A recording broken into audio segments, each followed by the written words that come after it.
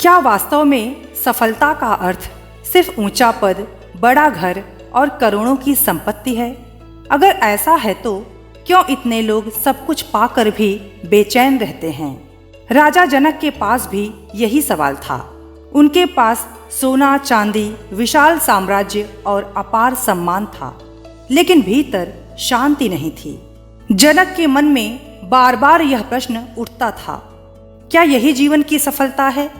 क्यों सब कुछ होते हुए भी मन खाली लगता है? यही बेचैनी उन्हें आध्यात्मिक खोज की ओर ले गई। इसी प्रश्न का उत्तर देने के लिए मुनि अष्टावक्र उनके दरबार में आए। मुनि अष्टावक्र ने कहा, हे जनक, तेरा किसी से कोई वास्तविक संबंध नहीं है। तू जन्म से ही मुक्त है। तू निराकार आत्मा है और यह संपूर्ण जगत केवल तेरी ही माया से प्रकट है। मुनि अष्टावक्र ने जनक को समझाया कि सोना, चांदी, महल और पद अस्थायी हैं। अगर आत्मा बेचैन है तो यह सब वैभव निरर्थक है। सच्ची सफलता बाहरी उपलब्धियों में नहीं, बल्कि आत्मा की स्वतंत्रता और शांति में है। दोस्तों, आज भी हम देखते हैं कि कितने ही लोग बड़ी नौकरी और आलीशान घर पाकर भी तनाव और अवसाद में जीवन जीते हैं। असली सवाल यह है कि क्या वे भीतर से शांत हैं? सफलता का अर्थ केवल उपलब्धियां ही नहीं, बल्कि हर परिस्थिति में मन की स्थिरता है।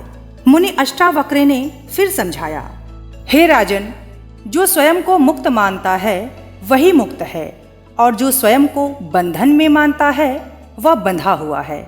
जैसा विचार होगा वैसा ही जीवन का मार्ग बनेगा। मुनि अष्टावक्र ने राजा जनक से कहा कि अहंकार और पहचान पर आधारित सफलता केवल भ्रम है। सच्चा धनी वही है जो स्वयं को आत्मा के रूप में पहचान ले।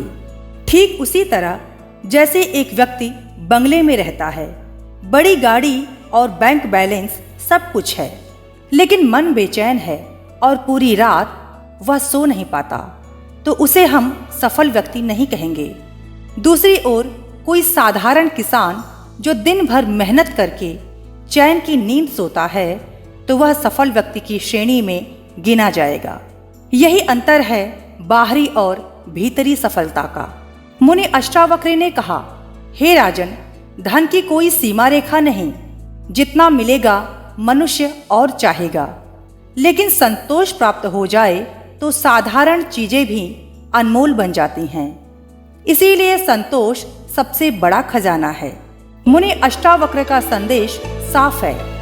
असली धन ज्ञान में है, संतोष में है, आत्म शांति में है, और असली सफलता केवल उपलब्धियां या दौलत में नहीं, बल्कि हर परिस्थिति में संतुलित और प्रसन्न रहने में है। तो दोस्तों, जरा सोचिए, क्या हमारी सफलता केवल बाहर की उपलब्धियों तक सीमित है, या हम भीतर की शांति और संतोष को भी पा सके हैं? याद रखिए, जो भीतर से पूर्ण है वही सच्चा, सफल और सबसे धनी है।